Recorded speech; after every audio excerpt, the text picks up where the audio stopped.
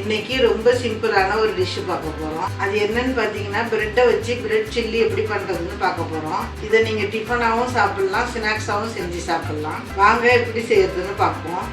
Bread chilli பண்ணுறதுக்கு இந்த மாதிரி 5 பிரெட்டை கட்டமாக வெட்டி வச்சுருக்கேன். இது அப்படியே இருக்கட்டும். இப்போ அடுப்பில் கடாய் போட்டு 2 ஸ்பூன் நெய் இல்லைன்னா எண்ணெய் ஊற்றிக்கிங்க. நெய் சூடானதும் நம்ம கட் பண்ணி வச்சுருக்கிற பிரெட்டை இதில் போட்டு வறுத்து எடுத்துக்கலாம்.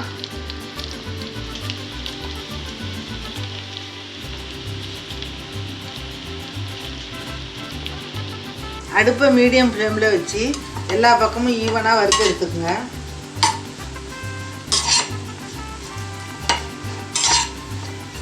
பிரெட்டு நல்லா எல்லா பக்கமும் டோஸ்ட் ஆகிட்டு எடுத்து ஒரு பிளேட்டில் வச்சிடலாம்.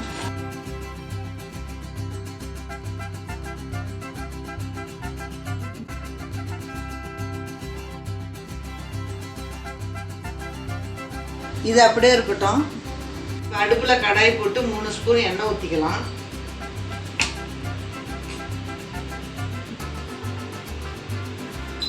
எண்ணெய் சூடானதும் ஒரு சின்ன துண்டு இஞ்சியை பொடியாக கட் பண்ணி சேர்த்துக்குங்க. கூடவே 7-8 பல்லு பூண்டை பொடியாக கட் பண்ணி சேர்த்துக்கணும்.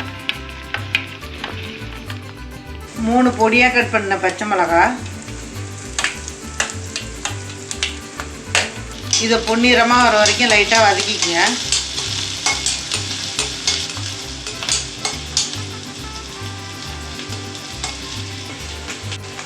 இது வதங்கின பிறகு 2 பெரிய வெங்காயத்தை பொடியாக கட் பண்ணி சேர்த்துக்கணும்.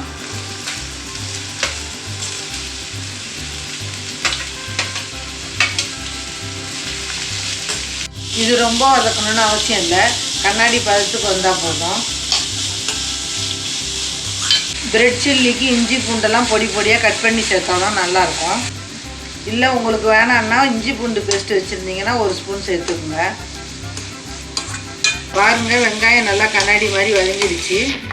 இப்போ 2 தக்காளியை பொடியாக கட் பண்ணி சேர்த்துக்கலாம்.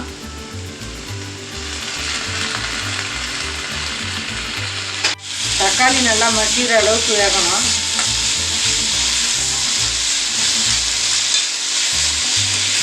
கூடவே நம்ம 3/4 ஸ்பூன் உப்பு போட்டுக்கலாம். ப்ரெட்டில் ஏற்கனவே உப்பு இருக்கும், அதனால் வெங்காயம் தக்காளிக்கு மட்டும் போட்டால் போதும். தக்காளி வதங்கின பிறகு 1/2 ஸ்பூன் மஞ்சள் தூள், 1 ஸ்பூன் மிளகாய் தூள், இதை நல்லா மிக்ஸ் பண்ணி விட்டுக்கலாம். நம்ம வறுத்து வச்சுருக்கிற ப்ரெட்டை இதில் சேர்த்துக்கலாம்.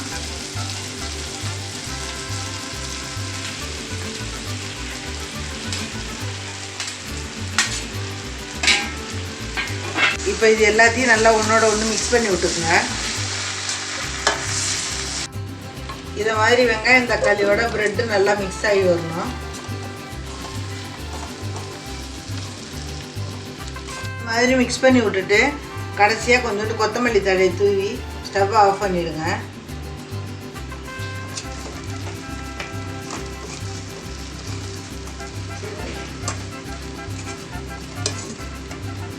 இப்போ இதை ஒரு தட்டுக்கு மாற்றி சாப்பிட வேண்டியதான்.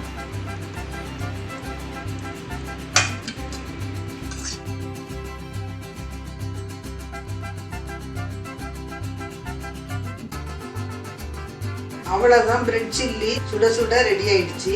இதை நீங்களும் உங்கள் வீட்டில் கண்டிப்பாக ட்ரை பண்ணி பாருங்கள். எங்கள் சேனலுக்கு சப்ஸ்கிரைப் பண்ணாதவங்க மறக்காமல் சப்ஸ்கிரைப் பண்ணிக்கங்க. நன்றி, வணக்கம்.